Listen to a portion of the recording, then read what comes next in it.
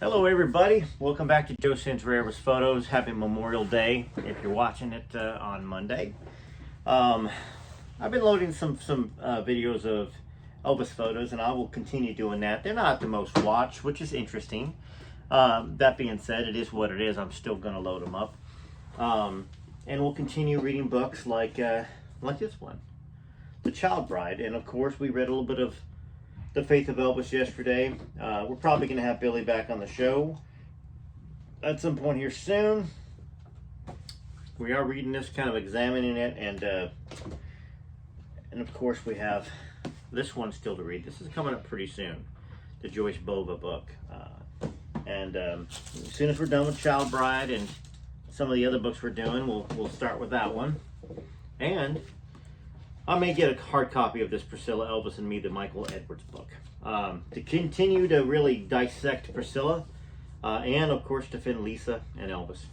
I believe Karen sent me some super thanks recently. I appreciate that. I don't have the other, oh actually I do. Let me read off the super thanks that have been recently put on there. Let me move the camera around a little bit here. Hopefully it'll follow my seat here. You can see a great little book up there, The Unseen Elvis. So, Karen Babcock, $10 super thanks, thank you. Gabby Martinella, $5. Carolyn Loves Elvis Forever, $19.99. LK Knowlton, $10. Ruby Ians, $1.99. Pamela Loss, $9.99. Appreciate those. I've also seen some super thanks that came through that haven't showed up in the notifications, so I don't know whether they didn't go through, or whether they go through and I just don't get all the notifications. I'm going to scan through here real quick before we start reading and see if I can holler that one out. There's Karen right there.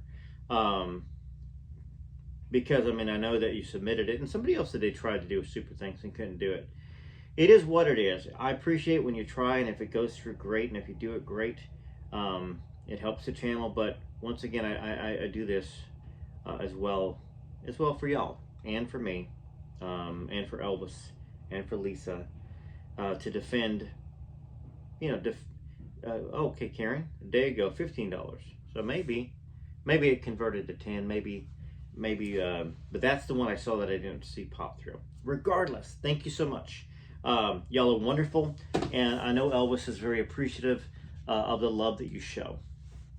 So let's continue reading Child Bride. I'm on page 270, okay, in case y'all are reading along.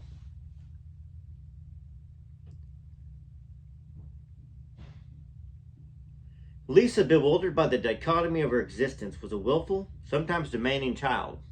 Sheila, Ryan, who saw Elvis's little girl with Elvis treated like a princess, would watch Lisa's face transformed when she asserted her authority. I call it the sugar look. When children think they're the boss, they have a fog over their eyes until somebody takes them, jerks them by the neck, and says, "By the way, I'm the boss and you're the mud." And Lisa spent a lot of time with that film over her eyes because she was the boss. And kids aren't supposed to be the boss. She seemed kind of confused by her ability to control. Ricky Stanley saw her as a normal, spirited kid. She appointed herself treasurer of the Sweet Inspirations Club and collected the singers' quarters each week faithfully. She was a tiny little thing, Myrna Smith recalled. She used to walk around on tiptoe and she hung out in our dressing room. Elvis and Priscilla bought her a golf cart for her 6th Christmas, and one of Lisa's favorite memories was zooming on the grounds and driveway at Graceland. Both Rick and Sheila remarked on Lisa's good heart, even as a little girl. "I don't think Lisa had a mean bone in her body," said Sheila. "I just think that she's a victim of circumstances, a father and her mother."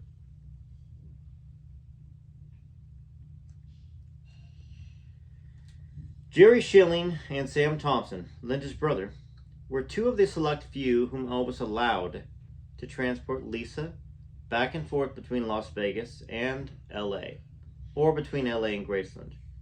When she was with Elvis, the only people he trusted to take her around for the day were Kathy Westmoreland and the Sweet Inspiration, said Myrna. "I don't think he let too many people take her out of the house." Jerry and Joe and Paul Bobblehead took Lisa to a Michael Jackson concert that year while Elvis and the Jackson 5 were appearing in Lake Tahoe. Lisa was 6 and Michael Jackson was 16. We went backstage and said hello, and that was it, said Joe. Jerry, Joe, and Paul. I thought that Elvis took Lisa to a Michael Jackson concert. Oh no. Okay. When Priscilla took over the parenting, I had a $5 bill in my pocket. Surprised my wife didn't find that when she washed my clothes. Or maybe I washed this load. I don't know. So yeah, didn't we always hear that Elvis took Lisa to meet Michael Jackson? Maybe she saw him a couple times. When Priscilla took over the parenting, Lisa adhered to a different set of rules. She found it so confusing, according to Dana Rosenfeld, whose family lived next door on Summit Drive, and who was in Lisa's first grade class at the John Dye School. Priscilla was the disciplinarian, attempting to establish boundaries, and Elvis was always showering Lisa with love and presence. She had respect for her mother, according to Dana's account, and happiness with her father. Dana recalled once when Elvis took the two of them to Schwab's drugstore in Beverly Hills, closed the store. Elvis closed it, and we got everything that our arms could hold. Huge pieces of saltwater taffy, which I absolutely love saltwater taffy. Yes. And that's kind of a California thing. It's really fresh, it's soft, and not hard like you get it in those bags later on. Maybe like in Tennessee sometimes it's kind of hard. It's always soft and sweet. Not good for your teeth though, I bet. Dana's mother admonished Elvis, saying the girls would never understand the word no. And he was like a little boy. He said, I just love them and I want to make them happy. Lisa took Dana with her occasionally to the Monteville house when Elvis was in LA, and we would just sit and sing Christmas songs with him. Not his songs, just songs and rounds like Row, Row, Row Your Boat. Elvis, who had come to terms with his anger and anguish and had forgiven both Priscilla and Mike Stone, was bothered by the fact that Priscilla was living with a man, that his daughter was exposed to a situation he considered immoral. Though she was officially divorced from Elvis, Priscilla made no move to marry Mike. She was also telling reporters for women's magazines that she would not have another child.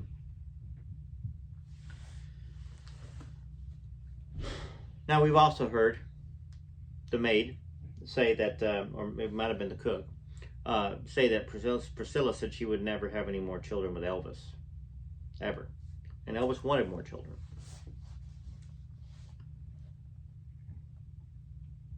So she said it would not be fair to have another child for Lisa, or the baby, or for them to have different fathers. It carried over from her own strange upbringing and Ann Bobblehead's distinction between full-blood siblings and adopted or half-siblings. Now, I mean, to be fair, if that is the reason, well, obviously she had one with Marco Garibaldi, but if that's what she was thinking at the time, I get it, right? I think all of us can kind of get it. Although, you know, you can certainly teach children to have no distinction, that, you know, you love them equally. And they should love each other equally as if they are. And if you don't tell the child, but later on somebody's going to say something, but I don't know. I grew up with stepbrothers, and it was fine. I loved them just like they were my own. I was thinking about my brother David driving down the road, and it kind of brought a smile to my face. Just, he was a hard worker and always nice. And I saw a pickup truck that reminded me of a truck that he drove. He passed away from cancer right after my other brother John passed away from cancer about 5 years ago. Okay.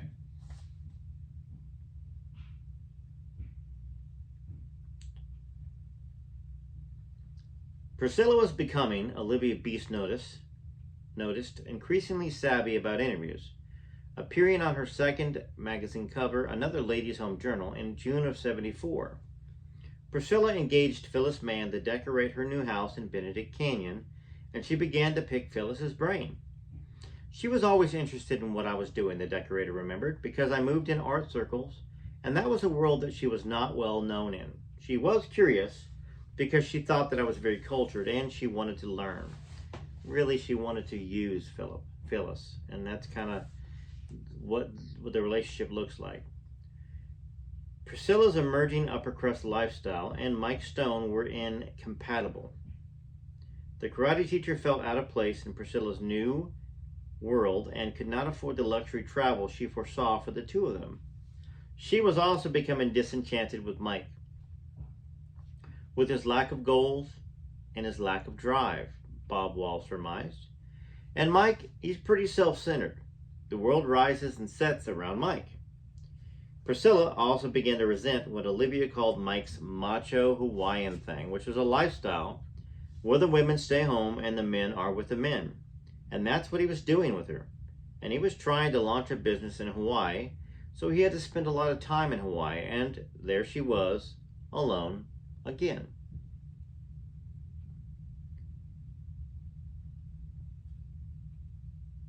It was Elvis all over again. Well, Mike moved out of the house on Summit and into a small apartment nearby as Priscilla eased him out of the relationship. By 1975, he was a footnote in her autobiography. Mike, according to Al Coombs, a reporter to whom he told his tale in the early 80s, was embittered, for he felt that he had left his wife for Priscilla and she dumped him. That's because Priscilla is a user. I think we can all agree with that. She's a user. She used Elvis. She used Mike. She used the next Mike to babysit Lisa and have his way. That's what happened.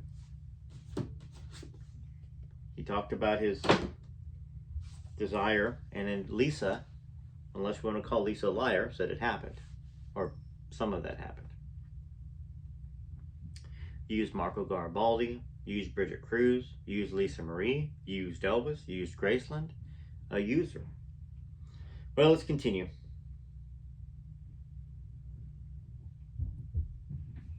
By 1975, he was a footnote in her autobiography. Mike, according to Al Coombs, a reporter, was embittered, felt that he'd left his wife for Priscilla and she dumped him. Bob Wall described their relationship from Priscilla's perspective. Well, he was a great guy as a transition from the young girl to a mature woman. Priscilla was also tiring of Beeson Bow and was showing up at the boutique less and less often, though she reveled in the publicity. Lazy? Lazy much? Yep, I guess so. Lazy and entitled, perhaps. She appeared on the cover of Parade, standing in front of the boutique as she modeled for Beeson Bow brochures, posing seductively in the leather costume that she and Olivia created. Someone in the business, seeing her in the layout, suggested that she act in commercials, and Priscilla stored that information in the back of her brain where it firmly remained. Well, she met British photographer Terry O'Neill, who would later marry Faye Dunaway, when he came into Beeson Bow one day. And there was an instant attraction. Terry, a sophisticated European, was so embarrassed by Priscilla's taste in clothes that he chose obscure restaurants when they went to dinner together to avoid being seen with her in public. To be honest, he said once, she was a bit of a fashion disaster at the time. I hated those big hats she was wearing and the ridiculously flared trousers. Now, that being said, y'all let me know what you think, but this is the 70s, and flared trousers and big old hats, they certainly were looked upon with favorability later on. Like, oh, that was so cool. That was such a cool time period.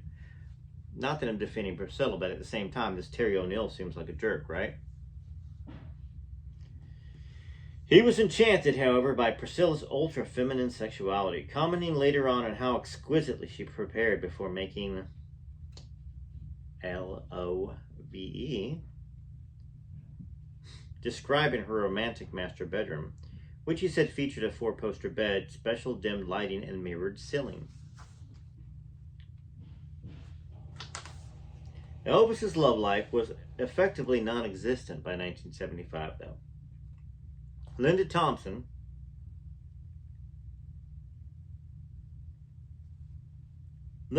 had assumed more of a role of caretaker than girlfriend, a relationship that Shirley Dew, who was dating the divorced Joe Esposito, characterized as mother-son, dominated by baby talk.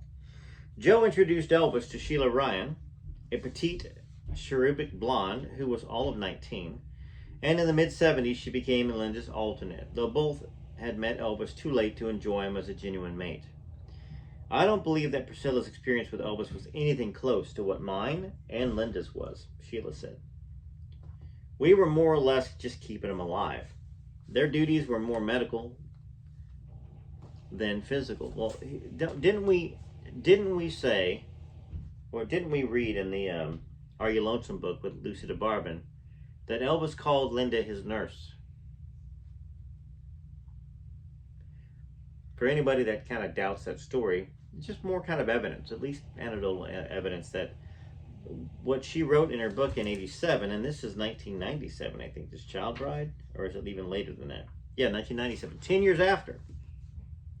10 years before, Lucy had written in her book with Derry Matera that claimed, don't worry about Linda, she's my nurse.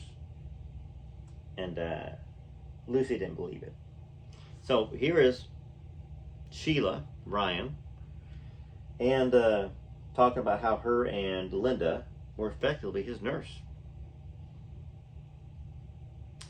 We pulled food out of his mouth when he'd fall asleep with a hamburger or whatever because he took a lot of pills to sleep. Sheila never had a completed experience that way with Elvis. He made out with her as if they were teenagers, and she felt his sweetness to it. I was just a little angel to him, and that was all. He liked, lingerie, and that was it. Terry O'Neill dropped Priscilla after 2 months to return to England. One of the few men who ever rejected her, and she was not pleased. Ooh, Priscilla got rejected. Rejection. Well, you know what? You have to be rejected in order to feel empathy for people that you've rejected and feel bad about that. Not that I don't know if she ever did, but it's about time, right? That was not a great experience for her, said Olivia, understatedly. Casting about for a replacement, she settled for Robert Kardashian, the LA lawyer who would later be made infamous as O.J. Simpson's best friend. To Priscilla at the time, he was a convenient boyfriend, for his brother Tom had recently married Joan Esposito, and the two couples could travel and do things together. Oh, interesting. I think she was just going out with him because she had no one else to go out with, expressed Joan Quinn, Robert's cousin. Elvis continued to call Priscilla in spite of his girlfriends and her boyfriends, testing the waters about getting back together, according to Priscilla, right? Which we can't believe much of. Why? Because of all the lies that she's told and she's been caught in her interviews, changing her stories left and right. And yes, that is lies. Mistakes can be called lies, or lies can be called mistakes, but constant, like saying that she moved into Grayson at 16 when she was nearly 18. All right.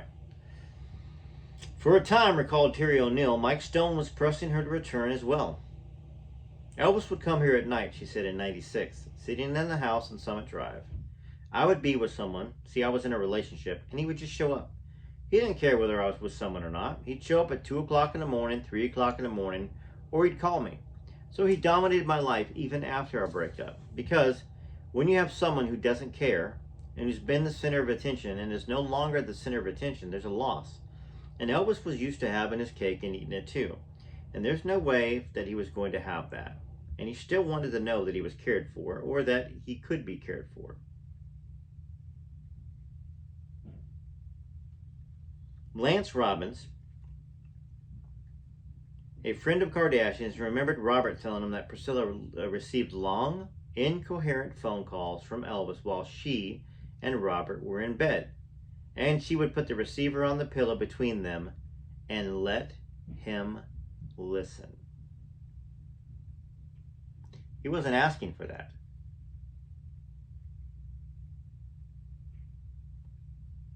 But she obviously wanted to torture him. Priscilla viewed the calls and Elvis's midnight drop-in visits as proof of his undying desire for her. In truth, Elvis Presley was a dying man, said Kathy Westmoreland, who sang backup for him and slept beside him during the last months and years. I knew he was dying, Sheila agreed, and I wasn't in denial over it. You know, you just know things. He didn't really want to live. He'd done everything, and nothing seemed to work out. People were a disappointment to him time and time again, And I think mostly Priscilla disappointed him. Elvis told Sheila and Kathy separately that he was going to die at the age of 42. He knew he was going to die, said Sheila. He also told Nancy Rooks, one of the maids in Grayson, that he would die at 42. Why? Die at 42. Because his mama was that age when she died, which she wasn't.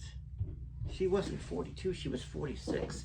I mean, what is up with all of the inaccurate dates of people's death dates or age they were when they moved into Graceland? You know, I think because possibly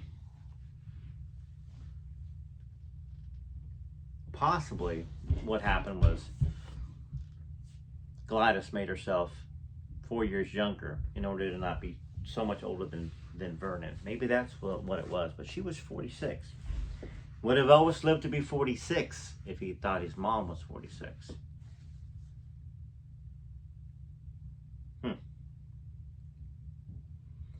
We talked a lot about life after death, said Nancy Rooks.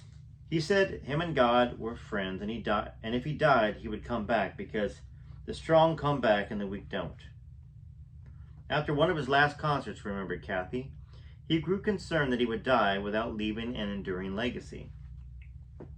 One of my last conversations with him was, what is this all about? How are people going to remember me? They aren't going to remember me. He said, I've never done anything lasting. I've never done a film. What could I do before I go? He told Elvis he was going to write his autobiography, which he planned to call Through My Eyes, just like he told Lucy DeBarman 10 years before this book came out. So she didn't steal that information from anywhere. That's something Elvis told her, and supposedly they were working together and writing the book so that he could leave behind something he considered meaningful. It seems bizarre years later that Elvis would be worried about whether he would be remembered. Sheila had left Elvis by 1976.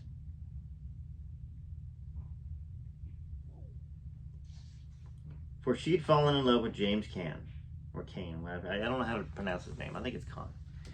Whom she would marry, and she could no longer bear to watch the man whom most women worshipped as a romantic god die in front of her, incontinent from prescription drugs, sleeping in a diaper. It wasn't a dream, said Sheila. It was a nightmare. With some details right there.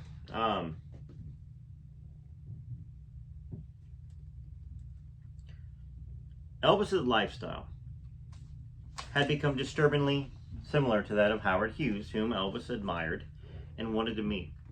Strangely, Hughes had a high regard for Elvis Presley. The parallels between the two men were most eerie. They were both Capricorns, only children, nicknamed Sonny, coddled by overprotective mothers who died early. Both were innately shy. Each became rich and was a genius in his chosen field. Elvis accumulated a cadre of aides known as the Memphis Mafia.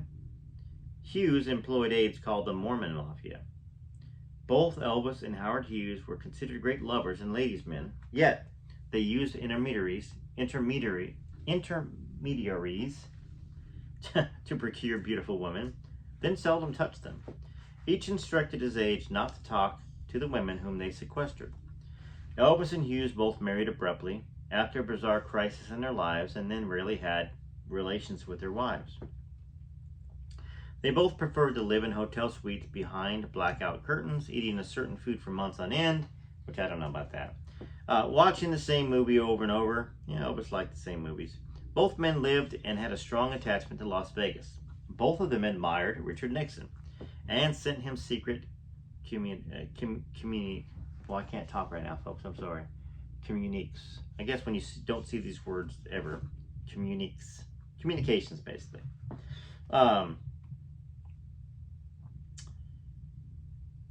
Both believed they would die young because their mothers had.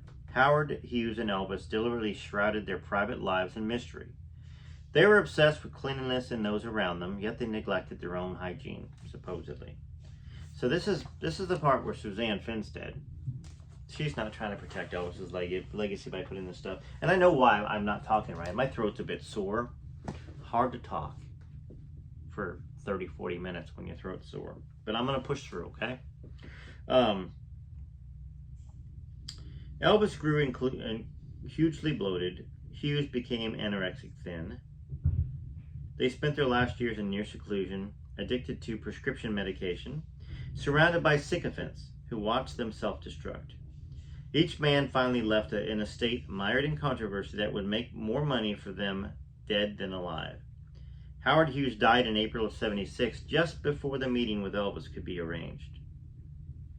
That same month, Priscilla sold her interest in Beast and Bow to travel the world, a dream of hers since her first years with Elvis, when instead she found herself entwined with a man more in a lifestyle insular than her years as a schoolgirl in Germany. She saw something missing from her life as a boutique owner, she told TV Guide years later. Her head just wasn't there, Olivia said.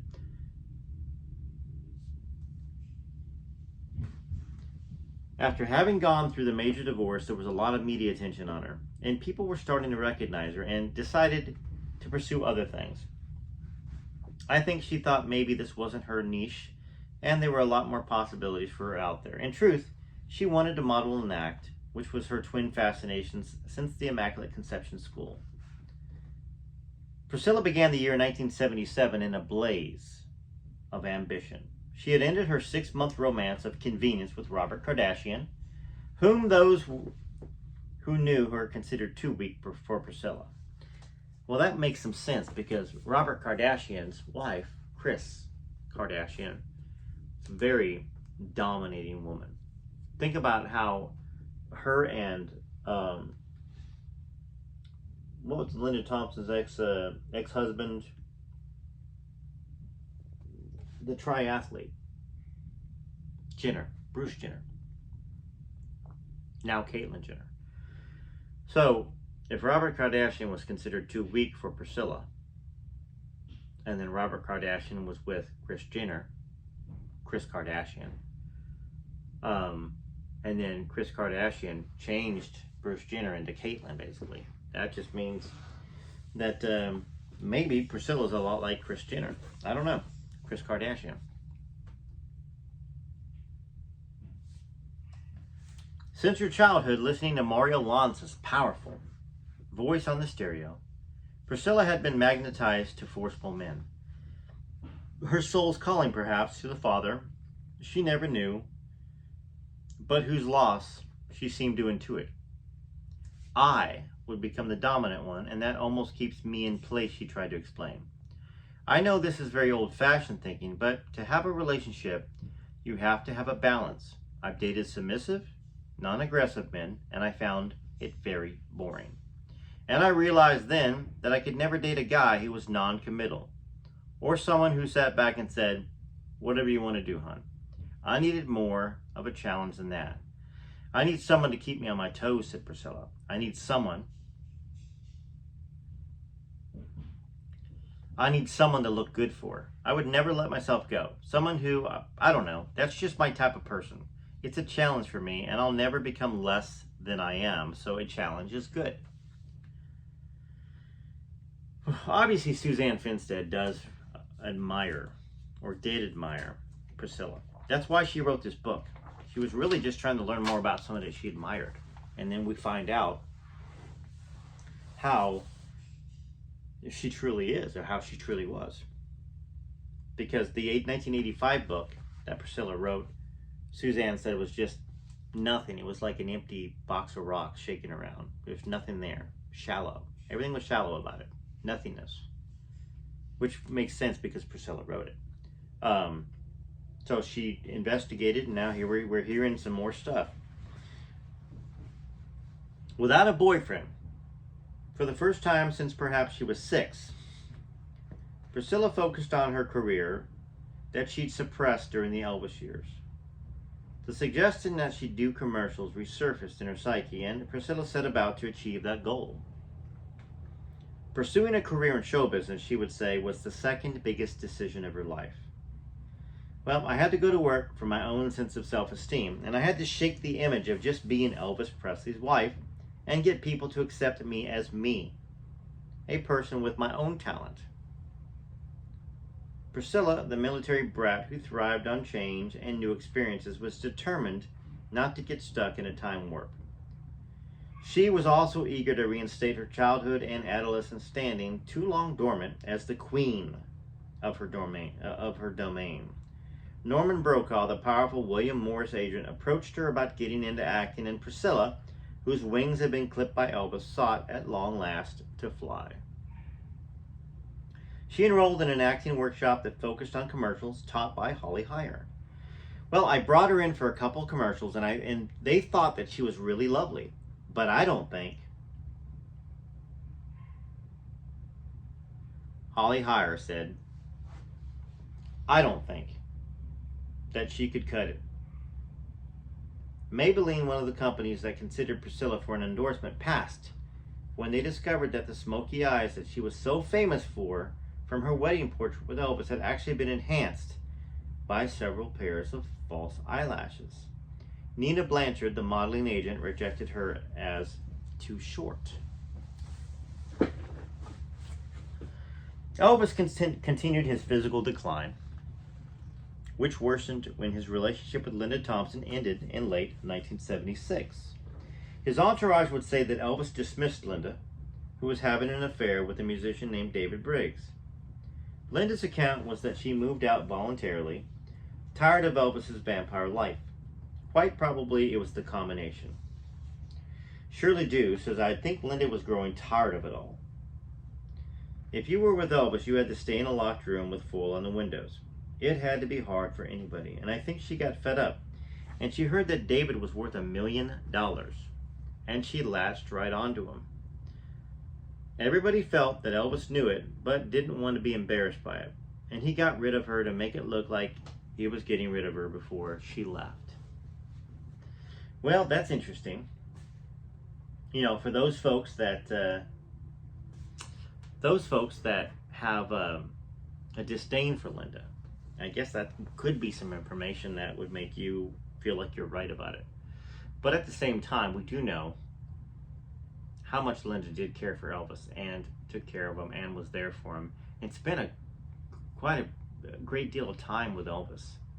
More than really more than any other woman did, including Priscilla, because Elvis had Linda around all the time. He wanted her around. But was Linda Elvis's nurse, as he told Lucy DeBarman. And as Sheila Ryan Kahn said that both her and Linda was basically just Elvis's nurse.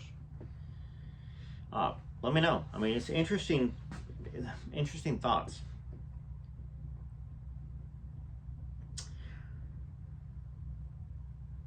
George Klein, ever the faithful procurer of women, found Elvis a replacement before Linda's bags were even packed. On November 19th, George ferried to Graceland a trio of Southern sisters, the Aldens, the older two of whom were beauty queens. George's intent was that Elvis would take to Terry, the reigning Miss Tennessee, but his eyes were riveted to her younger sister, 19-year-old Ginger, who he had merely gone along to keep Terry and Rosemary company. His first words to me were, Ginger, you're burning a hole right through me, she recalled, in a scene reminiscent of the first electric meeting with Priscilla.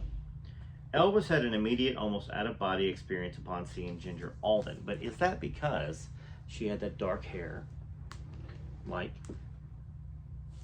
the book we read? Lucy DeBarman, and Are You Lonesome Tonight? Is the attraction to Priscilla and this attraction to Ginger, did it have more to do with a love that never got realized, and perhaps even, June Winniko, perhaps even that.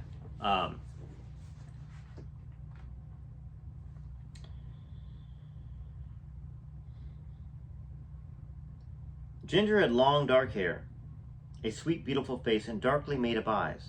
Elvis told Ginger that she resembled his mother, and in truth she did, particularly around the eyes, which, like those of Elvis's mother, were brown, deep-set, and expressive and soulful.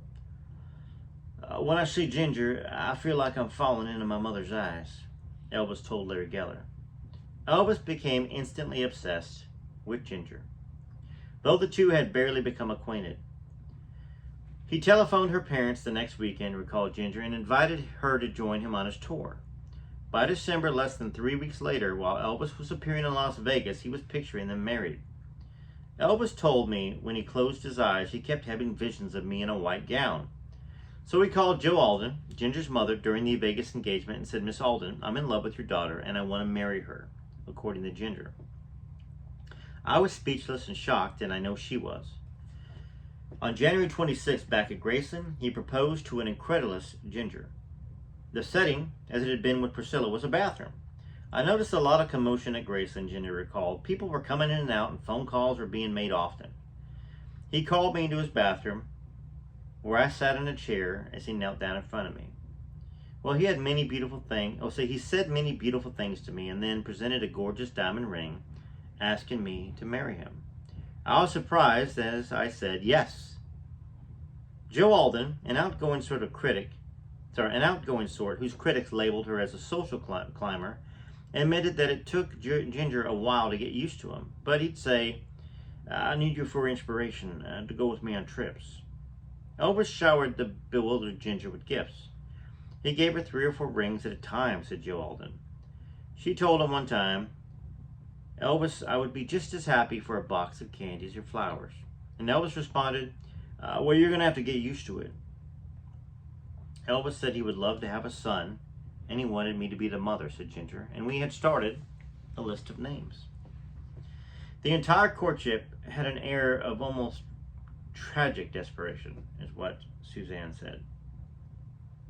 Most of the entourage after Elvis's death seemed to bear a grudge against Ginger and would later dismiss as fanciful her claim that Elvis planned to marry her.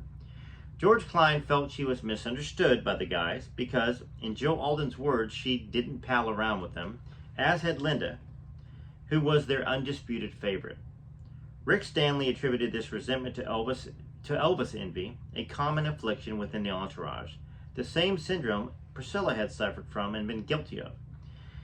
"These guys were so competitive and jealous," said Rick. "Anybody gets anything, any bit of attention, even a woman, they get weird." Elvis was a perceptive person, declared Ginger's mother. He could see right through someone, and he wouldn't have Ginger around him up until his death if she were the kind of the person they try to make her out to be. Elvis's signals concerning Ginger were in truth conflicted, as was his emotions in general.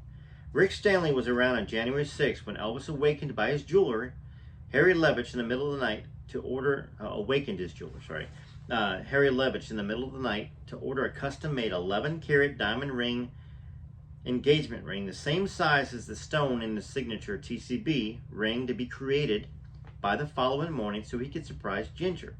He ultimately removed the diamond from his own ring for Ginger's engagement band to meet the deadline.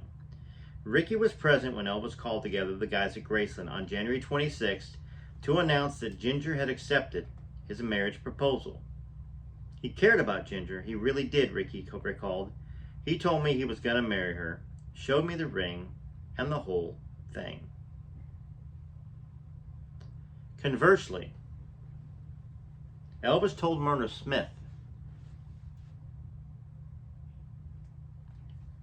who had no reason to resent Ginger, that he wasn't going to marry Ginger. Even though he told her different things, I don't know why he did that, because he told people one thing and obviously got her a ring. Elvis, recalled Myrna, came into our dressing room and took me in the back and told me that he wasn't going to. I won't tell you how he told me, but I knew that he wasn't going to marry her. The concern for Elvis was Ginger's fidelity. Myrna Smith and Joe's girlfriend Shirley both confirmed that Ginger had another boyfriend and she wouldn't break up with him, said Shirley. Elvis enlisted the aid of Nancy Rooks, his Grayson maid, to spy on Ginger, calling her house to see if she was home when she was supposed to be. "Then we caught her," whooped Nancy. Elvis gave her a ring, a $60,000 fur coat. "I saw it all." Then he said, "I spent all my GD money on her. I'm not going to marry her." Kathy Westmoreland, who was still keeping company with Elvis, occasionally sleeping beside him, believed that Elvis had changed, that he was maturing, and that he genuinely wanted to be in a monogamous relationship with Ginger, but it was too late. He was really in love with her. I felt that she was beautiful and sweet, but just too young to really understand him and cope with his needs at that particular point. And there was a lot of problems in his life too. He was a dying man. She was just too young to go through all that. Elvis, whose dreams had been broken, his hopes for a serious film career and a perfect union with his true soulmate, saw Ginger as his potential salvation, a means of resurrecting the shattered fantasy of finding his twin soul, and she too fit the visual pattern of his attempts to recreate the lost love of his youth, Deborah Paget. That's where we're going to stop, folks. I'm surprised I made it to 40 minutes. My voice it's a struggle. I've got to focus to try to even enunciate words. It's how it is. It's all good. It's all good. Thank you so much for sticking around, those that made it to the end. There's a lot of sadness that we feel about Elvis in his life. And this book does uncover a lot of things that we know is true. We know he was sick. He was dying. We know that he desperately wanted love. And he had love with his fans, but you can't take your fans home with you when you're alone at night in your room, in a hotel, or at Graceland. And you want to feel good about your life. You want to feel good about what you've done. You want to feel good about who you are. And if you don't have anybody that you feel truly loves you, it's really hard to feel good. We know this. Those of us that have been lucky enough to find love, we know how good it feels. When we didn't have it, we know how bad it feels.